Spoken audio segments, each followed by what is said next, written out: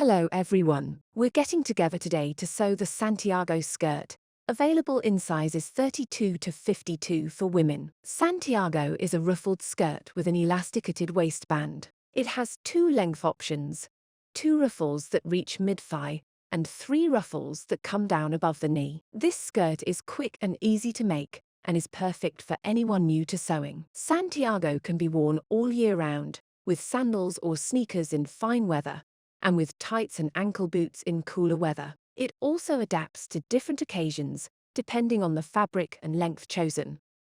In this video, we'll look together at how to gather ruffles, thread an elastic through a waistband, join 3 layers of fabric together, and hem the bottom of a ruffle.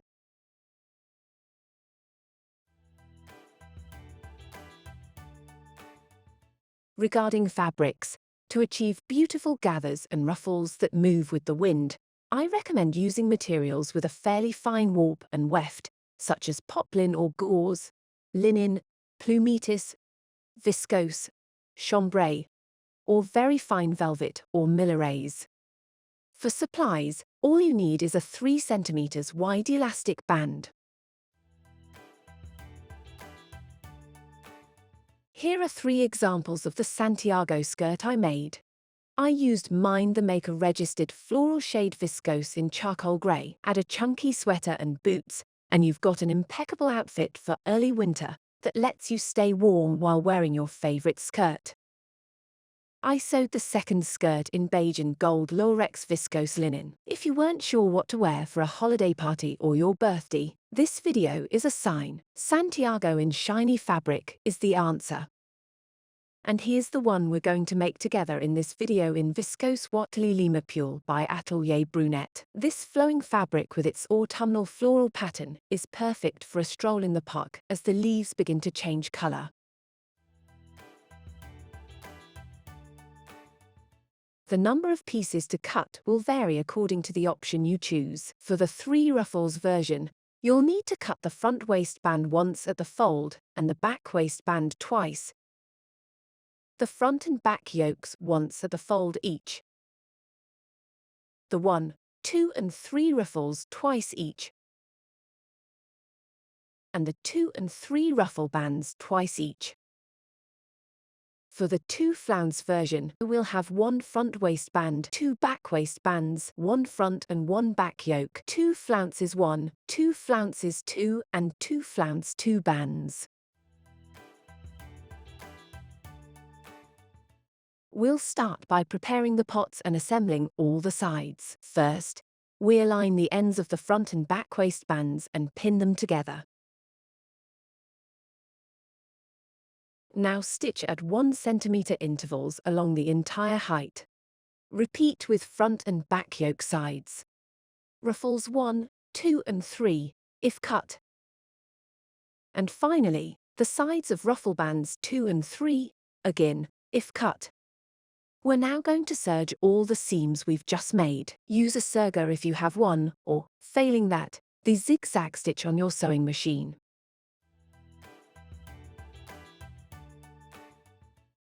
Let's prepare the waistband and yoke. Start by folding the waistband in half lengthwise and aligning the small ends. You need to leave an opening for the elastic. Start by stitching at 1 cm and about 1 cm up, then leave an opening of about 2 cm. Then stitch the rest. I use pins or a pencil to make sure I don't make any mistakes when sewing.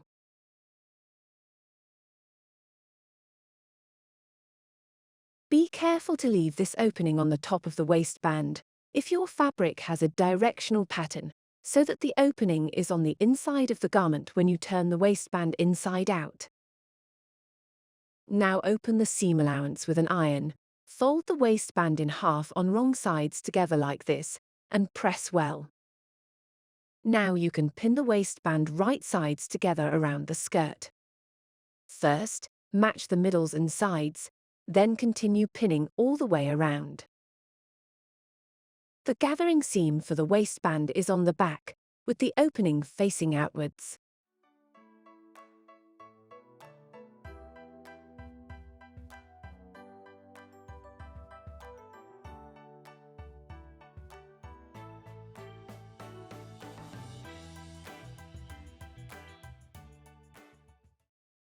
Stitch at 1 centimeter and overcast or overlock the selvages together. Press the seam downwards for a clean waistband. We'll cut a 3 centimeters wide elastic, referring to the measurement chart that appears right here. It's also available on pages 3 and 12 of your tutorial. I'll mark my 2 centimeters seam allowances at each end. You can also use your waist measurement directly and add 2 centimeters to it.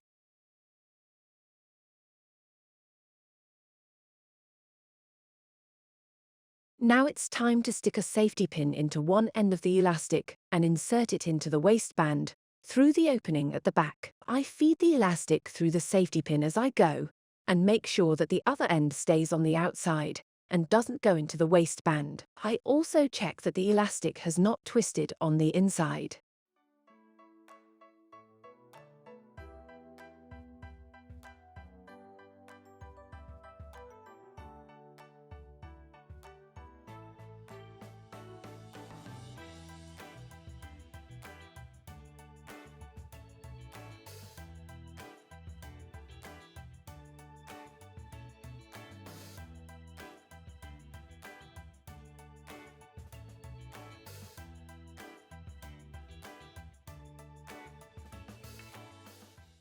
Overlap the two ends of the elastic by 2 centimeters and stitch them together in a rectangle, then a diagonal, to make sure it's secure.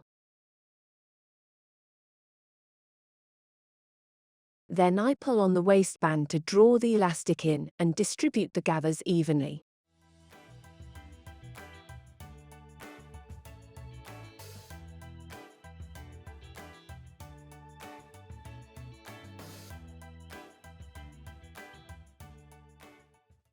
The opening left in the waistband can now be closed. Two solutions are possible. The quickest is to make a zigzag stitch over the opening, which will also prevent the elastic from twisting. However, the opening will be visible on the right side afterwards. You can also close the waistband with invisible hand stitching. I'll show you how. We take a needle of thread that matches our fabric. The principle of the invisible seam is to stitch exactly opposite where you take out your needle. So we pull out right at the fold and stitch directly opposite, still at the fold. The smaller the stitches, the more discreet the seam.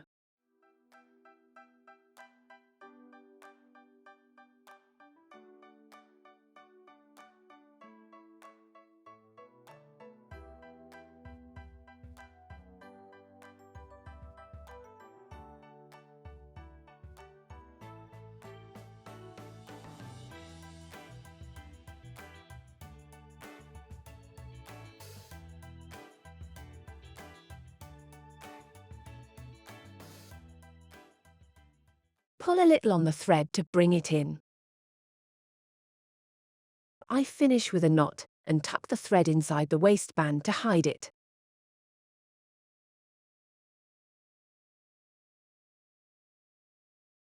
As you can see, the seam is invisible.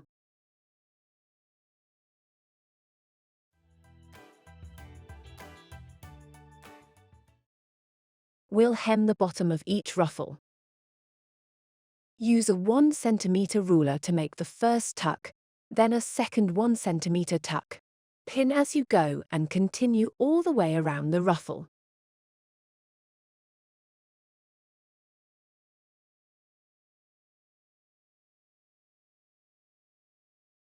To go faster than using a ruler, I use a pencil to create a hem mark on my fingernail. Thanks to it, I can measure directly while folding, without having to pick up and put down my ruler each time. It's a very simple technique, and the pencil goes away with the first wash of the hand. As with the ruler, you pin as you go and continue all the way round.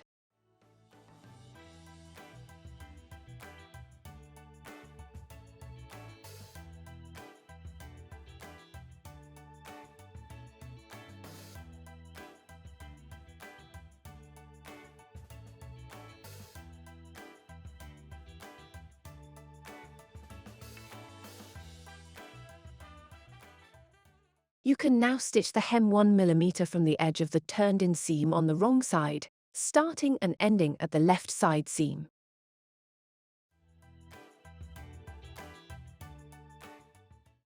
Now it's time to start gathering the ruffles. Start by passing gathering threads over the top of each ruffle at 5 mm, then at 1.5 cm on the front. Repeat on the back. This operation is performed twice to facilitate gathering the pieces. Use the longest stitch, the lowest tension on the machine, and let the threads protrude at the beginning and end of the stitching without using a stop stitch.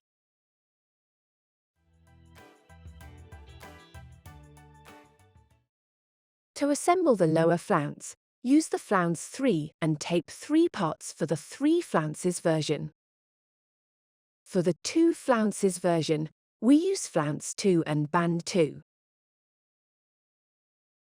We'll then pin right sides together at the top of the ruffle and at the bottom of the ruffle strip, the widest part.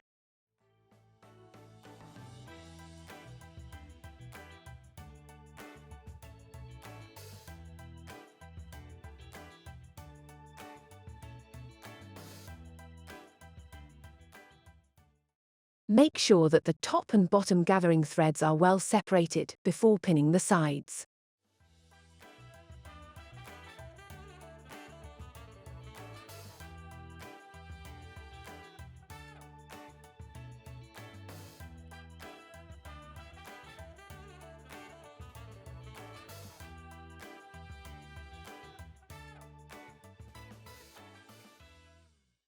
It's now that pinning the gathering threads twice will come in handy. Since the ruffles are divided into 4 by the pins, it's easier to pull on the threads on each side. So I start with one side and pull on the gathering threads, preferably the bottom 2, to gather a quarter of the ruffle. When the ruffle is the same length as the band, I block the threads by making 8s around the pin. Distribute the gathers by sliding the fabric along the threads and pin my part.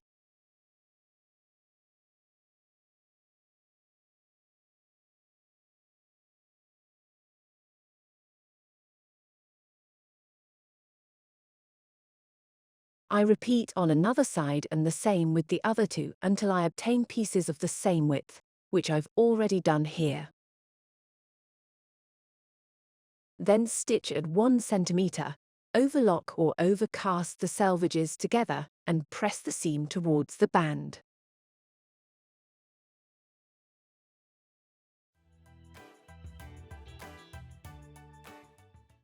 We'll now assemble the middle ruffle. The following steps apply only if you've chosen the 3 flounce version. For the rest of the 2 flounce version, see below. We're going to pin the middles and sides of the top of ruffle 2 and the top of ruffle 3 strip, placing the back of the ruffle on the front of the strip.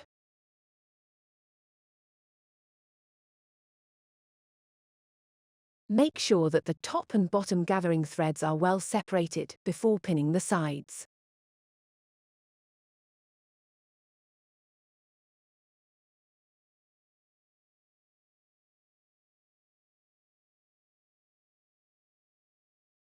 As with the low ruffle, pull the front and back gathering threads in quarters. When the ruffle is the same length as the band, I block the threads by making 8s around the pin. To distribute the gathers, I slide the fabric along the threads in the air or flat on the table. Then I pin my part. I start again on another side and do the same with the other 2 until I get pieces of the same width, something I've already done here. Next, align the bottom of ruffle strip 2, the widest part, with the previous pinning. The right side of the strip is against the right side of the ruffle so that the ruffle is sandwiched. Repin the middles, stick a new pin into the sides and continue to repin all the way round. Repinning here means using the pin already present to pin the new fabric layer with the others.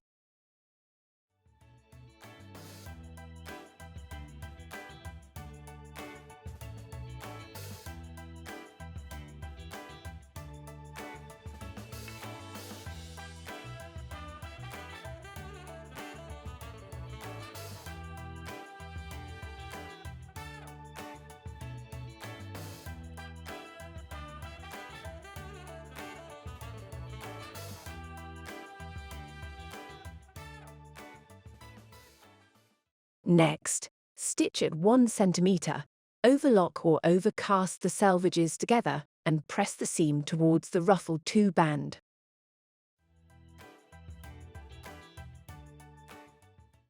We can now move on to assembling the top ruffle for the 2 and 3 ruffle versions, and we use ruffle 1 for both versions.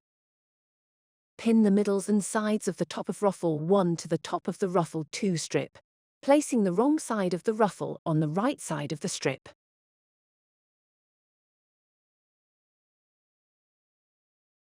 Make sure that the top and bottom gathering threads are well separated before pinning the sides.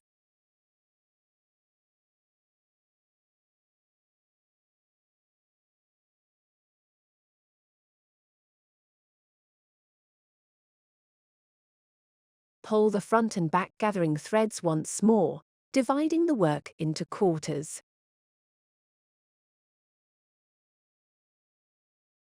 When the ruffle is the same length as the band, I block the threads by making 8s around the pin. The gathers need to be distributed, so I slide the fabric along the threads in the air or flat on the table. Then I pin my part. I start again on another side and do the same with the other 2 until I get pieces of the same width, something I've already done here. The bottom of the yoke is then aligned with the previous spinning. The right side of the yoke is against the right side of the ruffle, so that the ruffle is sandwiched.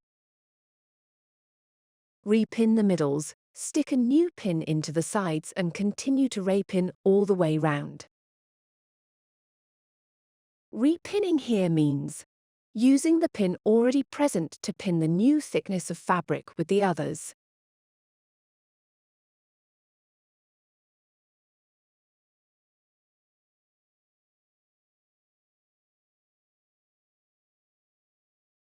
Stitch at 1 centimeter, overlock or overcast the selvages together, and press the seam towards the yoke. We finish our skirt by removing the gathering threads that are still visible. To do this, we cut the threads on which we pulled to gather at the sides. We then run our scissors through the seam to bring out the thread, and pull on it to remove it. If you have to pull on the thread when you pull it out, it's stuck in the gathering seam, so find where it's stuck and give it a tug with the scissors.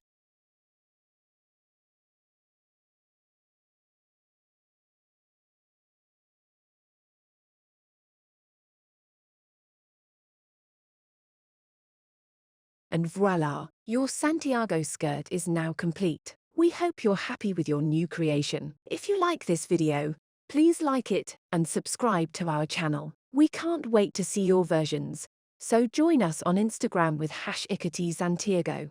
See you soon at Ikati.